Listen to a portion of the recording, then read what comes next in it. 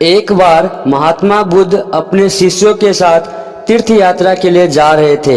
चलते चलते रास्ते में एक गांव आया। महात्मा बुद्ध ने कहा, आज का विश्राम इसी गांव में करते हैं। यह कहकर अपने शिष्यों के साथ उस गांव में चले गए। गांव के लोगों ने महात्मा को देखा तो बड़े प्रसन्न हुए और महात्मा के लिए बहुत कुछ आसन लगाया। सभी लोगों ने अपने अपने घरों से अच्छा अच्छा पकवान बनाकर लाए। रात होने पर सभी बच्चे, बड़े, स्त्रियां महात्माओं के पैर दबाने लगे और आराम से बैठकर ज्ञान की बातें सुनते रहे। सुबह हुई तो महात्मा बुद्ध ने गांव वालों से कहा, अच्छा अब हम चलते हैं, आप सब लोग हमें जाने की अनुमति दे। गांव वालों ने कहा, महाराज एक दिन तो और रुकिए। लेकिन महात्मा बुद्ध ने कहा, नहीं बच्चों, अब हम जाते हैं, कभी फिर मिलेंगे। यह कहकर महात्मा बुद्ध चलने लगे और चलते हुए महात्मा बुद्ध ने गांव वालों को वरदान दिया कि अब तुम सब उजड़ जाओ। यह वरदान देकर महात्मा बुद्ध चले जाते हैं। चलते चलते शाम हुई तो महात्मा बुद्ध एक दूसरे गांव में पहुंचे। वहां पहुंचते ही बच्चों का बड़ा सा झुंड दौड़ आया और महात्मा बुद्ध को चारों तरफ से घेर कर कोई मिट्टी फेंकता तो कोई कीचड़ फेंकता और शोर मचाने लगे। महात्मा बुद्ध यहाँ से कैसे भी करके एक जगह पर चले गए और अपने फटा पुराना कंबल था उसी को बिछाकर उस पर लेट गए। काफी देर बाद गांव के कुछ बड़े एवं बूढ़े लोग आए। वे सब भी महात्मा को देखकर हंसने लगे और मजाक उड़ाने लगे।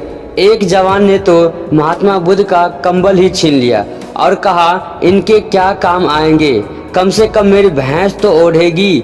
वे महात्मा बुद्ध का अपमान करते हुए चल दिए। महात्मा बुद्ध ने भूखे प्यासे रहते हुए बड़ी मुश्किल से रात बिताई। सुबह होते ही महात्मा बुद्ध चलने लगे और चलते हुए महात्मा बुद्ध ने गांव को वरदान दिया कि सबके सब बसे रहो।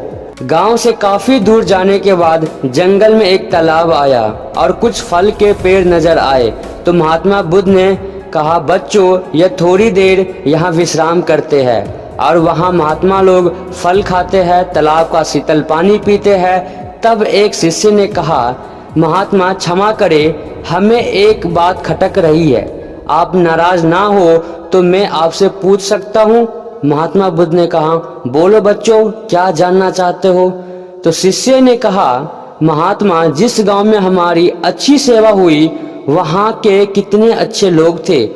उन लोगों को तो आपने वरदान दिया कि उजड़ जाओ, और जिस गांव में हमारा अपमान हुआ उन लोगों को आपने वरदान दिया कि बसे रहो। ऐसा क्यों महाराज? तब महात्मा बुद्ध ने बोले, देखो बच्चों, पहले गांव में कितने अच्छे विचार के आदमी थे। वह आदमी उजड़ जाएंगे तो दुनिया के कोने कोने में फैल जाएंगे और जहां भी जाएंगे सभी को अच्छे विचार सिखाएंगे। इसलिए मैंने उनको उजड़ जाने का वरदान दिया। और जो दूसरा गांव था वहां के लोग पापी एवं बेवकूफ थे। वे जहां भी जाएंगे तो अन्य लोगों को पाप एवं अन्याय करना ही सिखाएंगे। इसलिए उनका एक ही जगह टिका रहना ठीक है। इसी कारण मैंने उनको ये वरदान दिया कि तुम बसे रहो। महात्मा बुद्ध की ये बात सुनकर सभी शिष्य अत्यधिक प्रभावित हुए।